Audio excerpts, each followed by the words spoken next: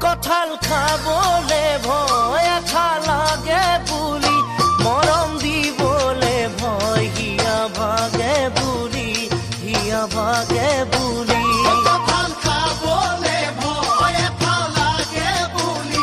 মৰম দিবলে ভয় হিয়া ভাগে বুলি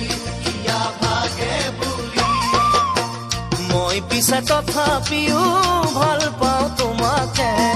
ৰাতি ৰাতি কথা পাতো সপোনতে সদায়